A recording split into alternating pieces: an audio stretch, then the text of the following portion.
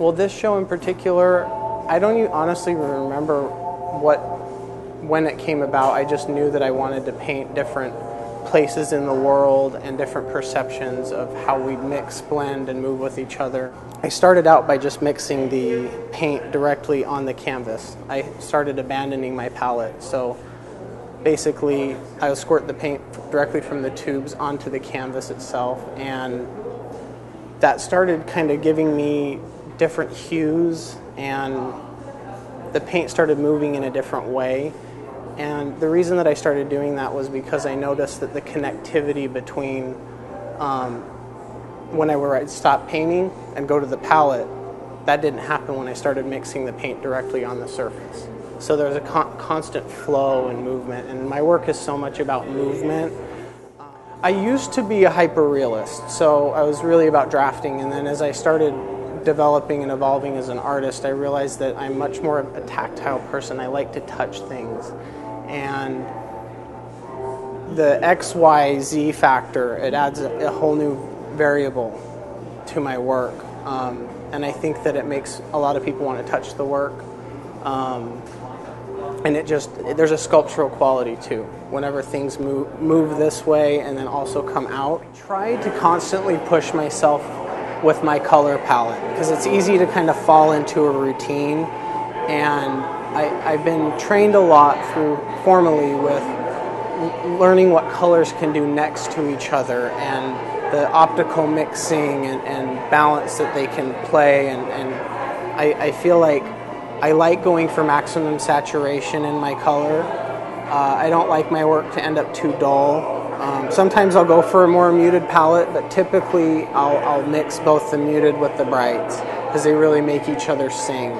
And my favorite paintings are paintings that look like they just went like that, you know? This particular show, a lot of the Impressionism started because what I noticed is by directly mixing the paint on the surface and by working in acrylic, which is how I typically start, because the paint dries quick, it in a way forces me to move quicker, and I think that the influence from the Impressionists and Abstract Expressionists and the way that they move quickly comes out in the work, because back in the day they were racing against light.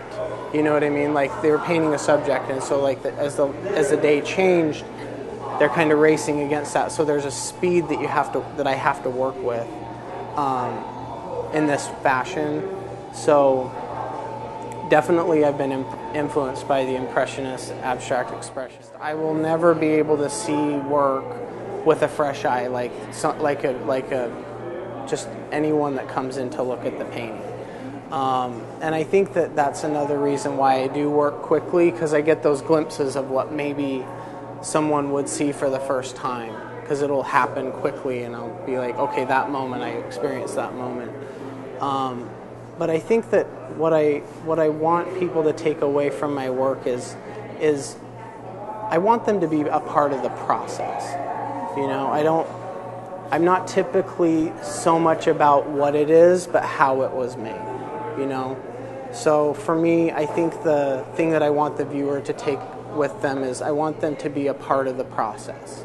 And by working in the way that I did with Palettes of the World and painting directly on the canvas, it allows the viewer to be more a part of the journey as well. So I think that I want them to be a part of the journey is probably the best way to put it. Ever since that I have walked into this space, this is the industrial, contemporary look that my work craves, that I crave for my work. And so whenever I finally got a show here, I've just been insanely thrilled, because the metal walls, it's just got a rawness about it and a large-scale space to it that not a lot of galleries, I think, show my work as well as this one because of that fact. Because I'm a pretty raw painter. I like things really just kind of a lot of movement, raw edges, sharp edges, balance between clarity and obscurity. I'm definitely drawn to very spiritual ideas. I'm a very spiritual person myself, and I didn't want to focus so much on specific religious aspects, because I take things from everywhere.